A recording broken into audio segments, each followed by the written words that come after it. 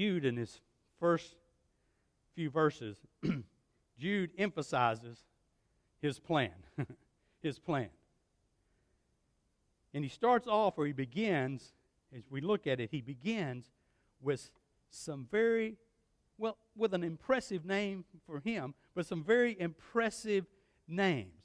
First of all, his name. What does he say? Jude, the servant of Jesus Christ. Jude, the servant. The servant. Now, Jude was brother to James. He was Jesus' half-brother. Yet he called himself a servant of Jesus. There's no reference here by him, no reference to family ties. You see, what mattered now was not that natural relationship to Jesus through his mother, but that spiritual relationship with Jesus through his Father, who is God. Their relationship was now spiritual.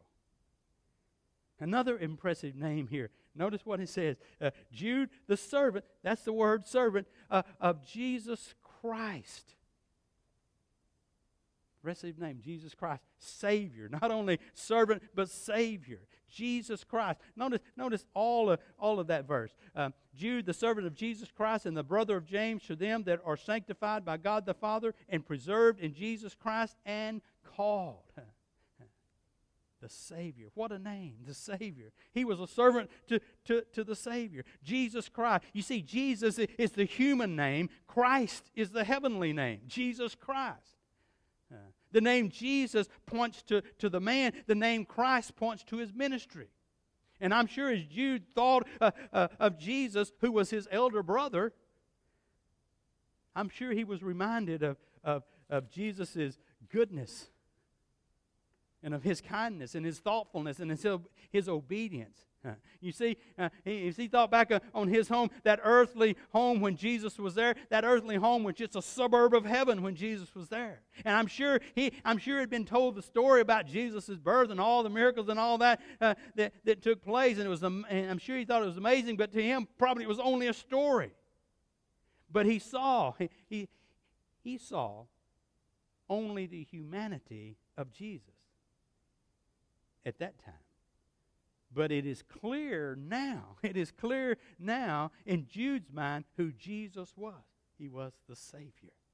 Jesus Christ. He was the Savior.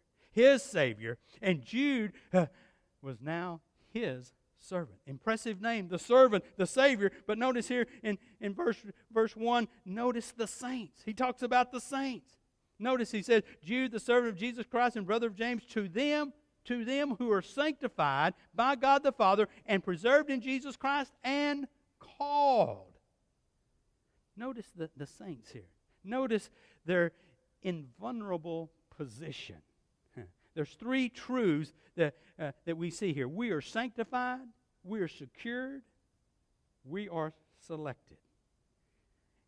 Let me tell you what, folks, it's a marvelous thing to be in the family of God. A marvelous, wonderful thing to be in the family of God. It didn't matter if part of the church was in Syria and part of it in Galatia and part of it in Asia Minor, or maybe some church in Palestine. The church is made up of the saints, the sanctified ones.